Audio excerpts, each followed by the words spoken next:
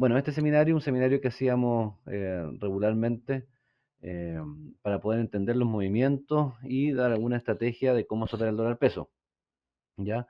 Y bueno, dejamos de hacerlo porque hubo bastante contingencia de otros instrumentos que también eran importantes, así que dejamos de lado un poquito esto, pero la idea es retomar idealmente una vez al mes, si no una vez cada 2 meses, para poder hacer este seminario de dólar peso, ¿ya? Antes de comenzar, escribí una pequeña reflexión sobre el dólar peso que creo que es importante que la comparta con ustedes, ¿ya? Así que voy a leerle esto que escribí brevemente y después nos vamos a tirar a analizar el dólar y ver las cosas que yo miro para poder operar el dólar, ¿ya?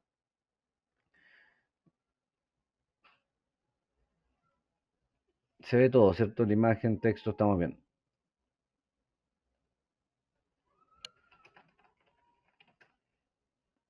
Bueno, entonces, voy a leer lo que les comenté que escribí. Si hay algo que estamos todos claros en este seminario es que predecir el movimiento del dólar es uno de los mayores desafíos que enfrentamos en el mercado financiero, como trader y como inversionista.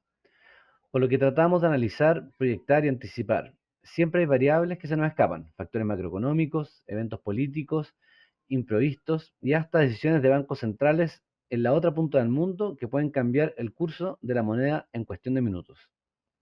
Es fácil caer en la trampa de creer que tenemos todas las respuestas. Sin embargo, la verdad es que en muchos casos ni siquiera los más expertos pueden predecir con precisión lo que sucederá en la mañana, o mañana, disculpen. Es por eso que lo mejor que podemos hacer no es intentar adivinar, sino seguir fieles a la estrategia que hemos desarrollado. Una estrategia que no dependa de adivinanzas, sino de principios sólidos y de la capacidad de adaptarnos cuando el mercado nos ponga a prueba. Mantener el enfoque y gestionar el riesgo de forma disciplinada es en el largo plazo mucho más efectivo que perseguir movimientos de mercados impredecibles. Y bueno, quería partir con esta pequeña reflexión porque a mí todos los días, de hecho, me preguntan para dónde va el dólar, ¿ya? No sé si bueno, algunos de ustedes, yo acá los conozco, saben que escribo harto para el diario financiero y la pregunta de todas las mañanas del periodista del diario financiero es, ¿a dónde va el dólar hoy día? ¿O a qué precio vamos a llegar el día de hoy? ¿Ya? Entonces, es una pregunta bastante compleja, ¿cierto? Porque tenemos muchos factores que afectan a la moneda, ¿ya? O sea, primero tenemos factores macroeconómicos globales. Dentro de eso tenemos el crecimiento de Estados Unidos, tenemos tasas de interés por parte de la Reserva Federal que han estado muy en boga, ¿cierto? En este último momento. Eh, Política fiscal de Estados Unidos y también, por ejemplo, las presidenciales que se vienen ahora el próximo mes, el 5 de noviembre. Tenemos factores macroeconómicos locales, ¿cierto? Tenemos el PIB de Chile, tenemos política monetaria del Banco Central, tenemos inflación y además, aparte de esos factores macroeconómicos, tenemos, por ejemplo, el precio del cobre, ¿ya? Flujos de capitales internacionales como la inversión extranjera o la posición extranjera que van con los flujos especulativos. Y están también externos y internos los factores políticos y geopolíticos, como por ejemplo lo que está pasando actualmente en el Medio Oriente, donde tenemos cierta tensión geopolítica que ante cualquier escalada, ¿cierto? O bomba que se lance de un lado a otro, puede afectar también fuertemente la moneda. También tenemos acuerdos comerciales, sanciones geopolíticas, no sé si ustedes se recuerdan, pero por ejemplo cuando Trump estaba en poder hubo una guerra de tarifas, entonces efectivamente las sanciones también pueden significar que la divisa tenga movimiento importante. Tenemos diferenciales de tasa de interés como el carry trade, ¿cierto? Expectativa de inflación, riesgo país, etcétera. Entonces, la verdad que poder descifrar o meter todo esto en una canasta para poder decir a qué precio está el dólar no es fácil, es algo bastante complejo, ¿ya?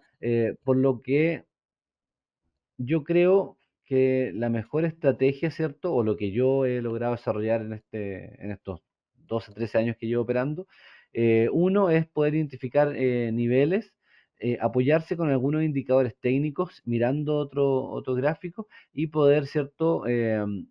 Buscar objetivos que creo que el dólar va a llegar. Y una de las claves, o cosas más importantes, es poder, eh, ojalá siempre tener operaciones que sean muy superior a mi stop loss. ¿Ya? ¿Y qué quiero decir con esto? Por ejemplo, si yo estoy comprando ahora dólar en 9.27, ¿ya? Y mi siguiente nivel es el 9.30, ¿cierto? Que lo tengo marcado acá. Voy a marcarlo. Primero, ¿cierto? Una operación muy pequeña, donde puedo ir a buscar 3 pesos. ¿Y a dónde pongo mi stop loss? Porque yo si digo, ok, voy a comprar ahora, mi stop loss o el siguiente nivel para abajo son 9.24, 02, 9.24.50, ¿cierto? Entonces yo estoy arriesgando 3,5 pesos para ir a buscar 2,8 pesos. Entonces la relación de ganancia versus o pérdida está muy mal puesta, porque yo lo más probable es que no sea exitoso o no le pega a todas mis operaciones, ¿ya? Eh, de hecho, muchas veces uno puede tener dos, tres, cuatro operaciones negativas. Entonces, en ese sentido, si yo tengo o estoy dispuesto a perder más de lo que voy a ganar y y constantemente estoy perdiendo cada tres o cuatro operaciones, eventualmente voy a ir comiéndome mi capital, ¿ya? Porque estoy ganando, cuando gano, por ejemplo, 200.000 pesos y cuando pierdo estoy perdiendo 300.000 pesos. Entonces, en el largo plazo, voy a ir comiéndome el patrimonio porque mi gestión del riesgo, ¿cierto? O mi ratio de utilidad era inferior a lo que yo estaba dispuesto a ganar. ¿Ya? Y bueno, uno pasa por muchas emociones dentro de esto porque muchas veces compramos, ¿cierto? Y estamos negativos mucho tiempo, la operación pasa positivo rápidamente o levemente y lo único que uno quiere hacer es, ¿cierto? Salir en positivo de esa operación porque estuvimos con la guata apretada mucho rato, ¿cierto? Estuvimos negativos perdiendo varios días. Entonces, una vez que pasa positivo, cierro la operación y muchas veces pasa que después de cerrar la posición, la cuestión corre 10, 15 pesos y termina siendo aún más frustrante, ¿ya? Eh, y dentro de esta misma como espectro de tener un stop loss igual a mi take profit o inferior a mi take profit, tenemos el problema de que la gente opera, ¿cierto?, sin stop loss y aguanta una posición 1 millón de pesos negativa, se da vuelta positivo y cierra con 100.000 pesos positivo. Entonces, en ese sentido, una de las cosas o primeros consejos que yo daría es que tenemos que tener una relación eh, pérdida-ganancia, idealmente, ¿cierto? 4-1 o superior, o por lo menos 3-1, ¿ya? Porque si yo opero 3-1, y eso quiero decir que estoy dispuesto a ganar 3 para arriesgarme, ¿cierto? 1. Si pierdo 3 veces, ya con una vez que le pegue al mercado voy a quedar neteado, ¿cierto? Eh, en cambio, si yo, por ejemplo, estoy operando 1-4, 1-5, cada vez voy achicando la cantidad de veces que tengo que ser ganador. O sea, si yo opero 1-5, basta con el 20% de las veces que le pega al mercado para poder ser ganador, porque mi ratio de pérdida, ¿cierto? Va a ser 1-5. Si le pego a una operación, ya voy a haber recuperado hasta cinco veces. Entonces, efectivamente es difícil predecir el mercado, pero hay que ocupar, ¿cierto?, estas ventajas o herramientas que nos entrega el sistema y poder ser ordenados con mi relación de pérdida-ganancia, ¿ya?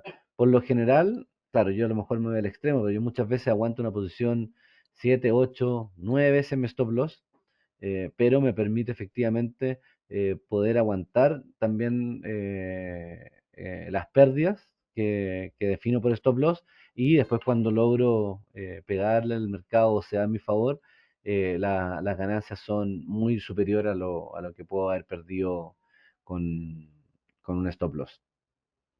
Un segundo.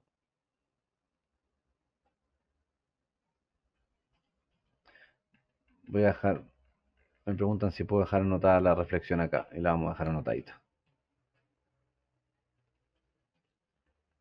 Y ahí la mandé. Ah, creo que se la mandé. No la mandé a todos. Ahí sí. Ya.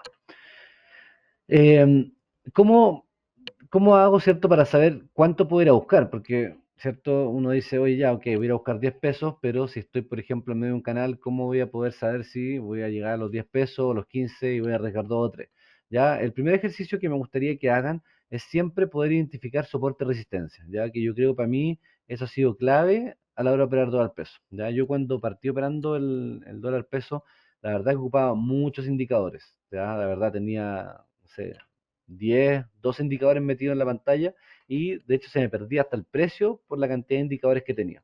Entonces lo que fui haciendo, fui simplificando la operativa en términos de indicadores, pero sí intentar dibujar ciertos los niveles y buscar los niveles importantes para poder después definir mi recorrido. ¿Ya? ¿Cómo definimos niveles, cierto, importantes, soporte, resistencia? Bueno, son precios donde el dólar se ha apoyado, ¿cierto? O ha rebotado o ha tocado techo en numerosas oportunidades y se ha repetido. El análisis técnico, ¿cierto? No es más que revisar la historia pasada para poder intentar predecir movimientos futuros, ¿ya? Y por lo general, ¿cierto? En el dólar tienden a respetarse bastante bien estos niveles. Habíamos hablado la semana pasada de los 8.90, que había sido un nivel importante por dos razones. Teníamos un Fibonacci cerca de estos niveles y también había hecho un mínimo donde después hubo un alza importante de casi 60 pesos, entonces lo teníamos marcado como clave. Entonces, efectivamente, los 8.90, ¿cierto? 8.92 era un nivel importante donde uno podría decirse que esta cuestión debería tender a rebotar, ¿ya? Y como el trayecto o el rebote era tanto, yo tenía holgura para poner un stop loss relativamente grande. Si el problema también es que cuando uno pone un stop loss muy cerca, uno tiende a frustrarse porque digo, oye, puse un stop loss de 2 pesos, me tocó el stop loss y rebotó 10 pesos. Entonces, a lo mejor tu stop loss no estaba bien puesto. Y porque en el rango de tiempo que estoy operando, el dólar peso naturalmente tiene un movimiento a lo mejor de 2 pesos. Entonces, acá vamos con el primer indicador que creo que es importante que revisemos, que es el ATR, que es el Average True Range.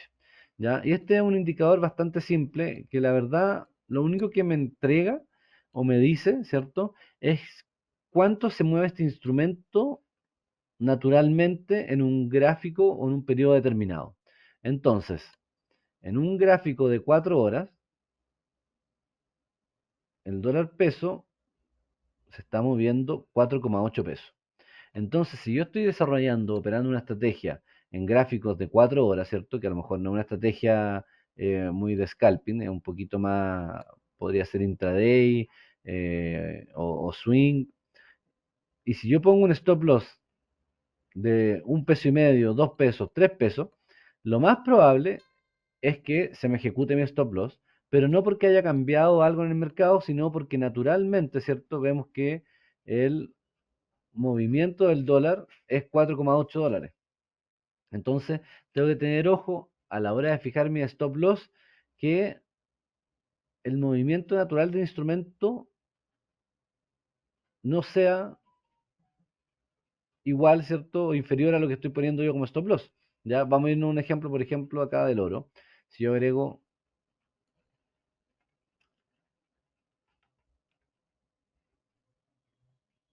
el oro, que es un instrumento bastante volátil, y estoy operando un gráfico de un día, y veo que el ATR es de 32 dólares.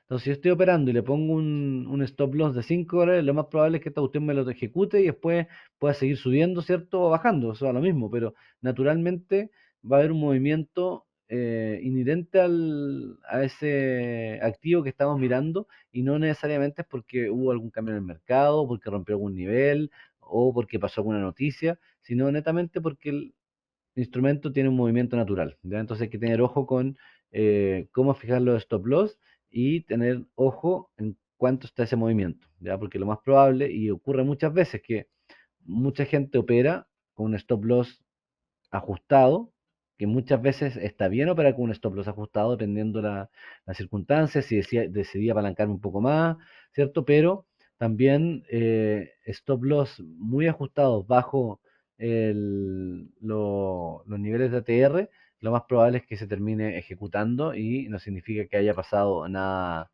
necesariamente, ¿ya? Entonces hay que tener ojo, ¿ya? Es un ATR razonable? Pre, Pre-estallido social, pre-pandemia, ¿cierto? Una hablaba de 2 ATR en el dólar peso.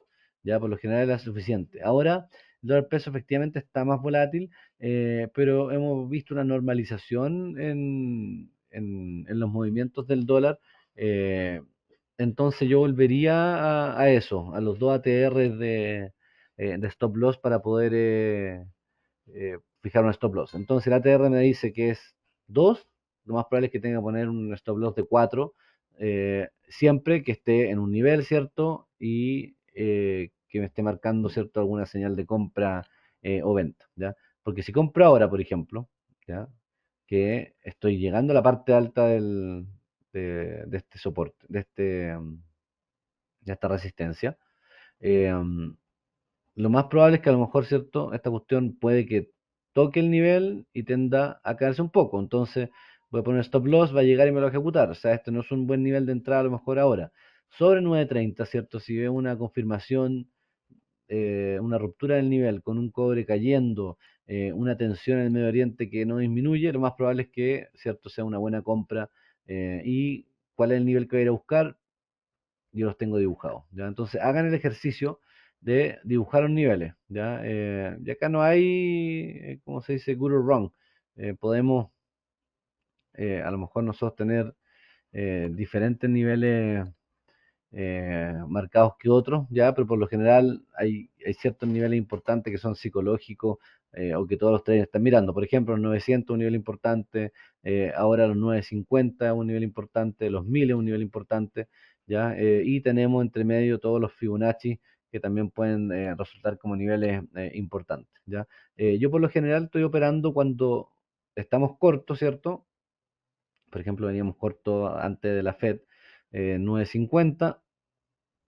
eh, Nosotros lo que hacíamos es, si rompía el nivel, esperábamos confirmación y buscábamos el próximo objetivo. Y cuando eso pasaba, íbamos modificando nuestro stop loss, ¿ya?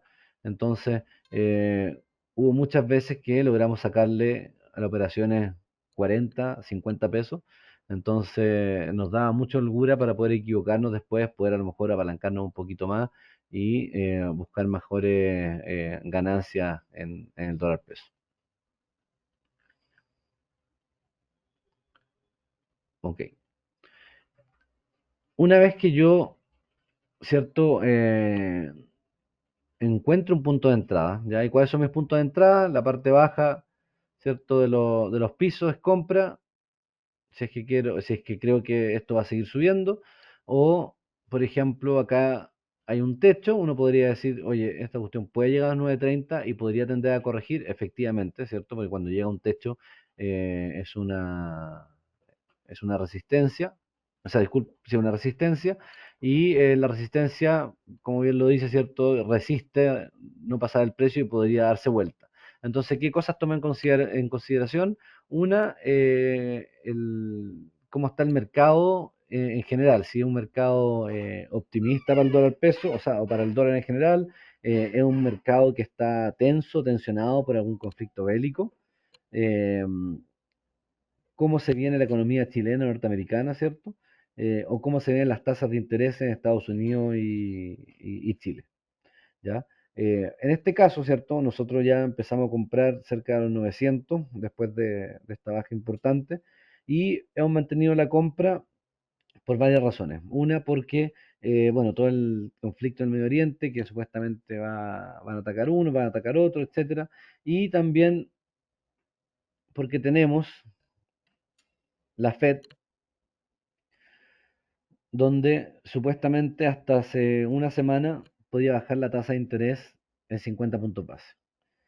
Al día de hoy vemos eso que está ya descartado, de hecho no aparece ni en el gráfico, y vemos que lo más probable es que se baje en 25 puntos base. Entonces teníamos un mercado que esperaba que esto bajara 50 puntos base, y al bajar la tasa en Estados Unidos, eso son presiones bajistas para el dólar peso, pero esto el día de hoy ya queda descartado, ¿cierto? al- a hoy día, ¿cierto? A un mes, porque tenemos la próxima reunión el 7 de noviembre, está descartado e incluso hay gente que cree que se va a mantener la tasa de interés. ¿Ya? Estados Unidos ha entregado buenos datos económicos y posiblemente se apuró o puede que haya sido muy fuerte la baja de 50 puntos y ahora tendría que a lo mejor hacer algunas correcciones. Y todo eso a nosotros nos dice que el dólar debería ser para arriba. Entonces, si es que se mantiene ese escenario donde los datos de Estados Unidos siguen saliendo buenos, ya, o sea, esta semana tenemos, bueno, miembros de la Fed, tenemos, importante, creo que tenemos, importante, tenemos inflación ya el jueves y viernes, y si esos datos siguen siendo buenos, lo más probable es que la Fed tenga que recular un poquito y no bajar la tasa, y lo más probable es que el dólar termine rompiendo 9.30. ¿Y hasta dónde, cierto? Bueno, tengo marcado 9.37, después hay un Fibonacci que se marcó justo donde está este gap bajista, que es el 9.40, y después tenemos, cierto, los 9.50. Entonces, efectivamente, podría tener un recorrido importante de por lo menos 20 pesos para poder sacarle provecho a esta operación. Pero cuando entro comprado, yo esperaría efectivamente una ruptura de los 9.30, ¿ya? Porque cuando llega a un techo, esta cuestión puede tender, ¿cierto?, a caer. ¿Ya? Y que caiga tampoco es malo, porque me podría a lo mejor entrar, puede que el escenario no cambie completamente y puede que me dé mejores precios de entrada y esto puede seguir subiendo. Por ejemplo, mañana tenemos inflación en Chile, IPC. Ya, lo más probable es que la inflación salga alta, según yo. Ya, y con inflación alta, al central no le queda tan cómodo seguir bajando tasas, ¿cierto? Ya supuestamente el 17 que tenemos edición de tasa de interés, debería venir una baja de tasas más, pero con una inflación alta, yo creo que Yo creo que podría darse el escenario que el Banco Central no baje la tasa y al no bajar la tasa, esto podría seguir, ¿cierto? Subiendo. ¿Ya? Entonces, yo esperaría una confirmación de los 9.30 para poder comprar y ahí me quedaría, ¿cierto? Porque tengo presentimiento, ¿cierto? Que con el escenario político, rompiendo niveles, esto podría seguir subiendo hasta los 9.50. Pero hay que esperar una ruptura y una confirmación de 930. ¿Ok? Eh, aparte, ¿cierto? De dibujar niveles y, o sea, visualmente un ejercicio muy bueno y creo que hay que hacerlo. Yo no sé si todos lo hacen, a lo mejor no lo hacen, pero creo que si están operando dólar tienen que visualmente mirar y dibujar estos niveles porque nos permite, ¿cierto?, ver el recorrido que yo puedo tener con mi siguiente operación. ¿Ya? Entonces,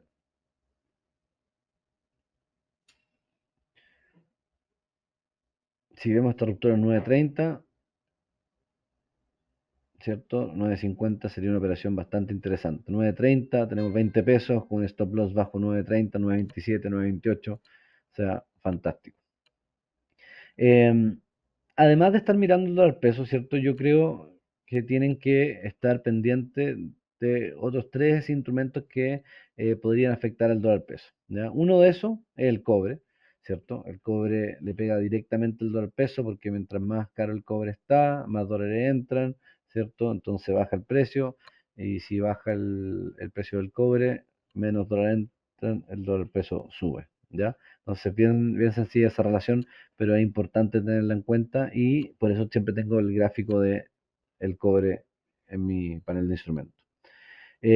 También el mexicano, que es una moneda emergente, eh, se mueven o muchas veces se mueven muy similar al dólar peso. En este momento México está teniendo sus propios problemas internos, ¿cierto? Pero por lo general tiende a comportarse de una manera similar. Entonces, y no solamente el mexicano, sino las monedas emergentes tienden a comportarse de una manera similar. Entonces, si tenemos tendencia o movimiento alcista en el precio mexicano, deberíamos ver también presiones alcistas en el dólar peso. ¿Ya? Yo acá tengo dibujado una línea de tendencia al mexicano que la ha respetado bastante bien, se dan cuenta, y ahora vamos a ver si efectivamente se apoya en este nivel y sigue su camino alcista, ¿ya? Entonces, por eso también creo que el dólar peso, si esta cuestión hace un rebote importante, podría seguir acompañándolo al, al dólar peso.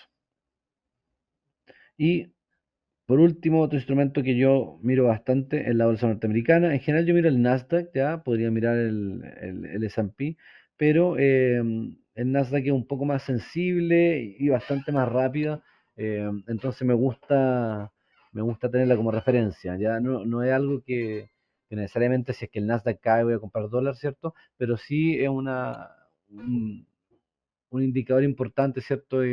Por ejemplo, si es que efectivamente llegase a haber un conflicto bélico importante, las bolsas tienden a caer, ¿cierto? La renta variable empieza a ser menos atractiva y la gente se refugia en monedas como el dólar, que, ¿cierto? Es un refugio natural, la moneda más líquida del mundo, y por eso tiende a subir, ¿ya? Entonces, son estas tres cosas que creo que hay que estar mirando si uno está operando ahora el precio: la bolsa, el cobre, el mexicano y por supuesto el dólar, ¿ya? Eh, Otro indicador que ocupo harto, ya no necesariamente para operaciones a lo mejor intraday, pero sí cuando estoy operando a mediano plazo, ya este es un indicador que se llama RSI, que es un nivel de sobrecompra y sobreventa, y que es bien sencillo de ocupar, ya tiene dos niveles, o sea, hay que pescarlo un poco más cuando está bajo 30 y sobre 70. Ya bajo 30 quiere decir que está sobrevendido el instrumento y debería tender a subir. ¿Ya? Eh, por ejemplo,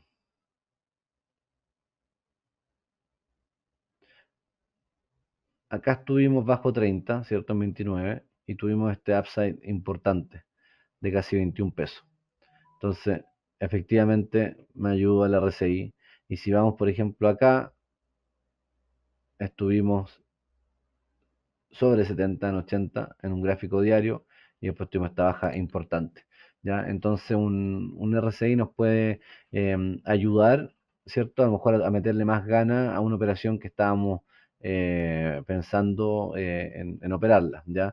Em, Siempre tiene que estar, ¿cierto?, en soporte o resistencia para poder tomar esta decisión. No, hay que tener ojo, no meterse en medio de los canales, porque ahí es cuando, ¿cierto?, uno dice o queda metido, ya, por ejemplo, cercano a estos precios, por ejemplo, uno dice, oye, voy a comprar porque creo que va a romper los 9.30. Compro los 9.27, estoy entre el Fibonacci y los 9.30, que es un nivel importante, y finalmente no termina rompiendo, se termina cayendo esta cuestión, ¿ya? Entonces, yo, por ejemplo, si está intentando romper los 9.30 y veo que el RSI no está estresado, lo más probable es que eso me ayude a tomar una decisión de poder comprar con un poquito más de confianza. ¿Ya? No sé si hay dudas o preguntas hasta ahora. Hasta ahora no hay dudas ni preguntas.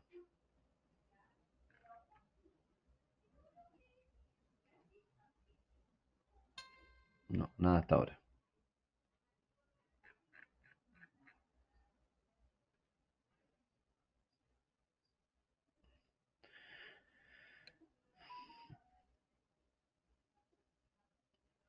Ya, me preguntan, si no toca la resistencia de 9.30 y baja al soporte, o sea, estamos hablando un soporte, el Fibonacci o uno más acá, ¿cierto? 9.17. ¿Cómo puedo saber si el precio va a rebotar nuevamente hacia los 9.30?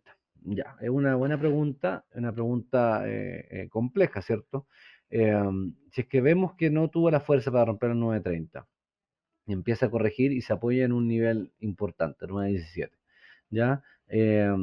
Lo que yo creo que hay que tomar en cuenta son factores a lo mejor ajenos a lo que está pasando en el gráfico. Por ejemplo, lo que está pasando en las bolsas afuera, lo que está pasando en el conflicto geopolítico, lo que está pasando con las tasas de interés acá en Chile, si efectivamente van a bajar o no bajar la tasa, ¿ya? Entonces, todo eso, por ejemplo, si se encuentra en un nivel cercano a 9.17 y veo que las tasas en Estados Unidos no bajan, bueno, disculpen, claro, que en Estados Unidos no bajan, lo más probable es que va a ser un impulso o le va a dar el impulso para poder rebotar nuevamente a los 9.30. ¿Ya? Entonces lo que quiero decir con esto es que no necesariamente tenemos que operar mirando los gráficos, sino que hay que mirar el gráfico para tomar una decisión de soporte-resistencia y apoyarse con lo que está pasando en el mercado en general. ¿Ya? Eh, no sé si se entiende, no es una pregunta fácil porque la verdad uno nunca tiene la certeza de qué va a pasar, ¿cierto? Pero yo creo que ayuda mucho si uno compra o vende en soporte-resistencia, ¿ya? Y no comprar al medio de los canales o muy cercano a soporte-resistencia. Ese es mi consejo.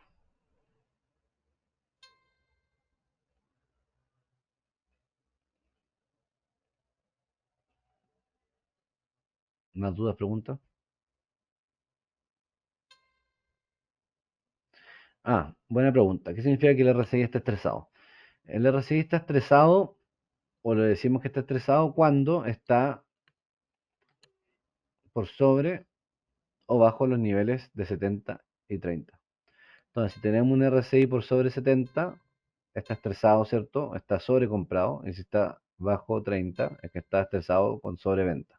¿Ya? Entonces, cuando alguien te habla de estresado, es que está por sobre los niveles donde uno debería ponerle atención. Buena pregunta.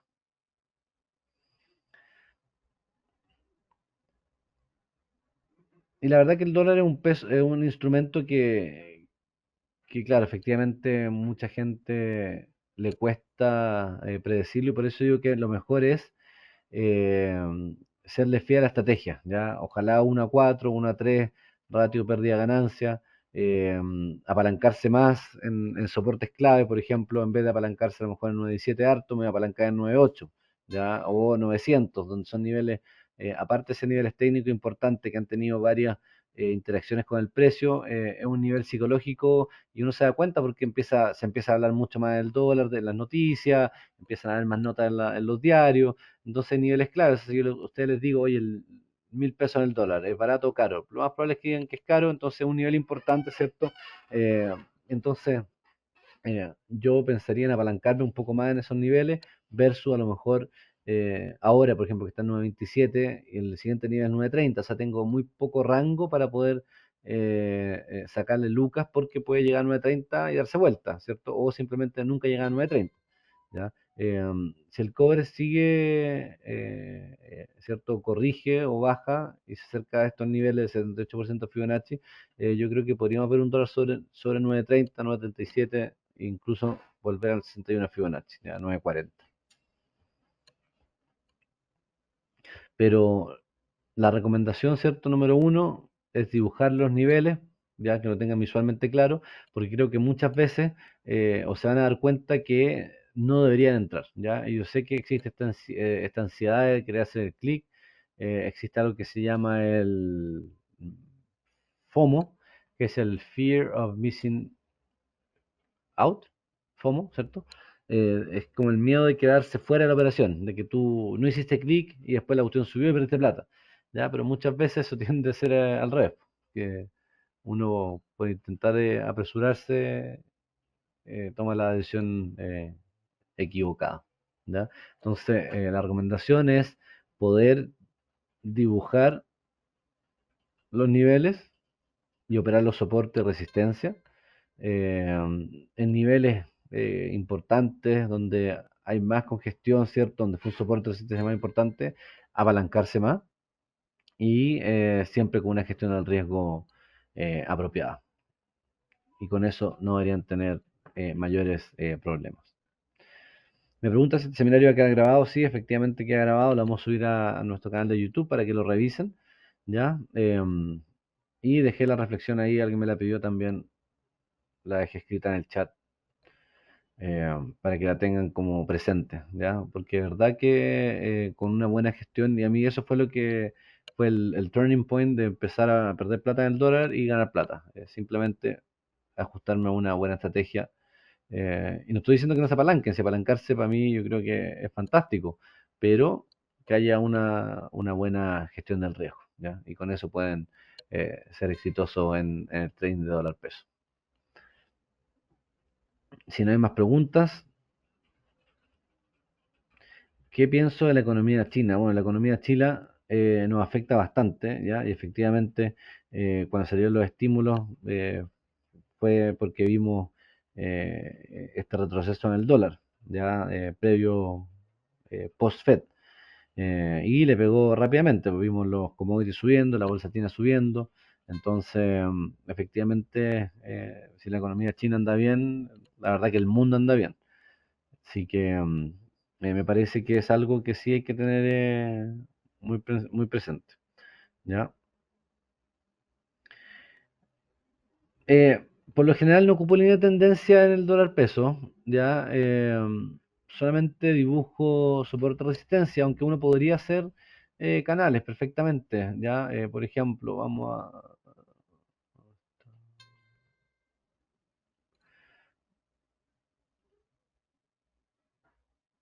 Un segundo.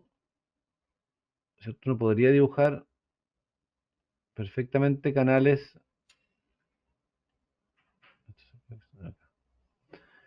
Entonces, uno sí puede dibujar canales en el dólar peso, ¿ya? Yo por lo general no ocupo canales. En el mexicano sí, pero ocupo línea de tendencia o canales, pero no lo opero, o lo opero mucho menos, ¿ya? M- Me ha funcionado mejor en los soportes de resistencia más que los canales, aunque efectivamente uno podría pensar en ocuparlo. Déjeme,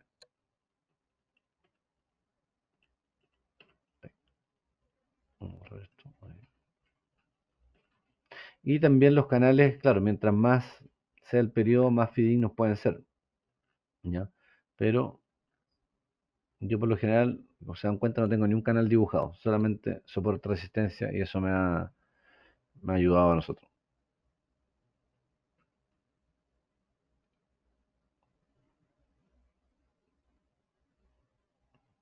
Bueno, señores y señoras, señoritas y caballeros, espero hayan aprendido algo del dólar peso. Es un instrumento muy entretenido. Si no lo opera, les recomiendo comenzar a operarlo y que se conecten todos los días a las 11 porque hago un briefing de mercado donde hablamos del dólar todos los días. ¿Ya? Así que nos estamos viendo prontamente. Les deseo que tengan una muy buena tarde y que tengan un muy buen trade. Chao, chao.